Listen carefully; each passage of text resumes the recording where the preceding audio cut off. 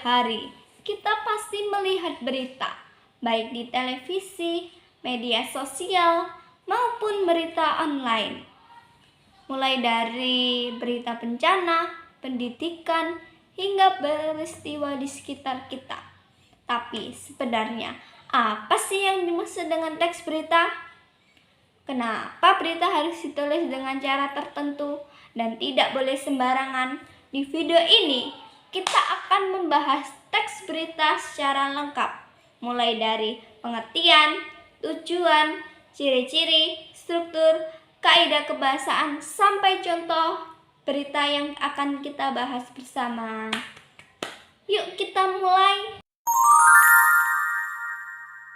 Berita adalah teks yang berisi informasi mengenai suatu peristiwa atau kejadian yang benar-benar terjadi dan memiliki nilai penting bagi masyarakat. Teks berita bersifat faktual, artinya berdasarkan kenyataan, bukan karangan. Selain itu, teks berita juga merupakan aktual, artinya yang baru terjadi. Oleh karena itu, kita itu nulis berita itu jangan melalui opini dan hanya melalui fakta yang terjadi baru-baru ini. Selanjutnya yang kita bahas adalah tujuan. Apa sih tujuannya ya? Tujuan yang pertama adalah memberikan informasi kepada masyarakat. Yang kedua adalah menyampaikan fakta secara objektif. Yang ketiga adalah menambah pengetahuan dan wawasan pembaca. Yang keempat adalah menjadi sarana penyampaian peristiwa penting karena tujuannya memberikan informasi. Teks berita harus jelas, singkat, dan mudah dipahami oleh para pembaca. Nah, selanjutnya kita akan membahas ciri-ciri teks berita. Yang pertama adalah bersifat faktual atau fakta nyata dan aktual atau baru-baru ini, mengandung unsur 5W plus 1H.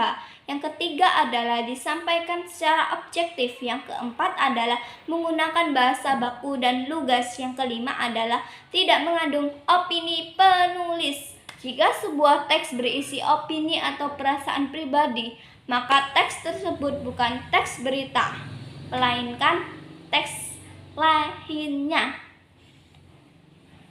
Nah, aku akan menjelaskan 5W plus 1H. 5W itu ada what, who, where, when, why, how.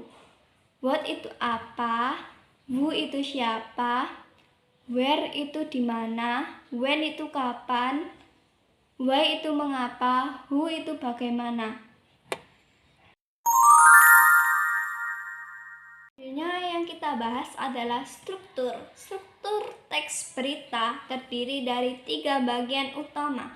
Yang pertama adalah judul yang berfungsi menarik perhatian dan menggambarkan isi berita.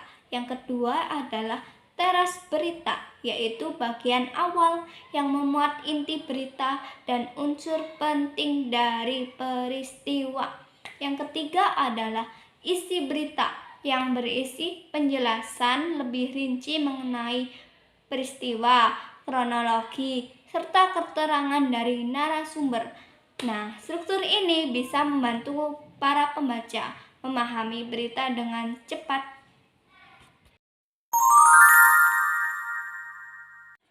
Nah, selanjutnya adalah materi terakhir dari teks berita, yaitu kaidah kebahasaan, meliputi 1. Menggunakan bahasa baku. 2. Menggunakan kata kerja tindakan seperti terjadi, menyebabkan, mengevakuasi. Yang ketiga adalah menggunakan keterangan waktu dan tempat. 4. Menggunakan kalimat langsung. 5. Tidak menggunakan kata bersifat opini seperti menurut saya atau saya merasa, itu tidak boleh ya. Kaidah ini membuat berita terdengar objektif dan terpercaya.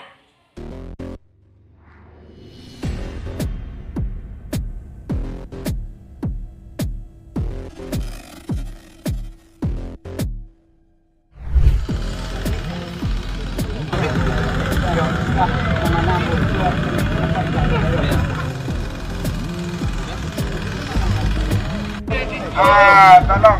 Yang di pelak lado, tolong naik. Itu Pak, ketebalan.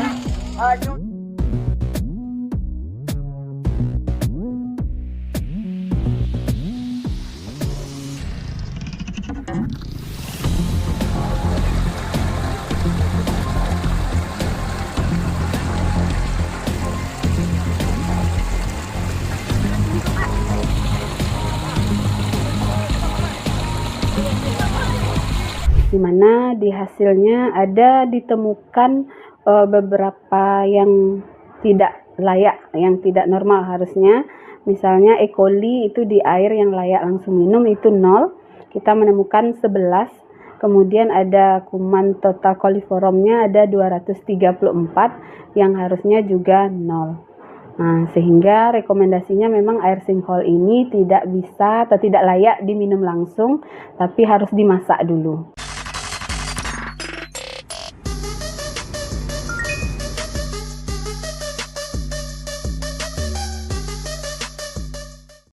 Jadi, dapat kita simpulkan, teks berita adalah teks yang berisi informasi faktual dan aktual dengan struktur serta kaidah kebahasaan tertentu. Semoga penjelasan ini membantu kalian memahami materi teks berita. Terima kasih sudah menonton.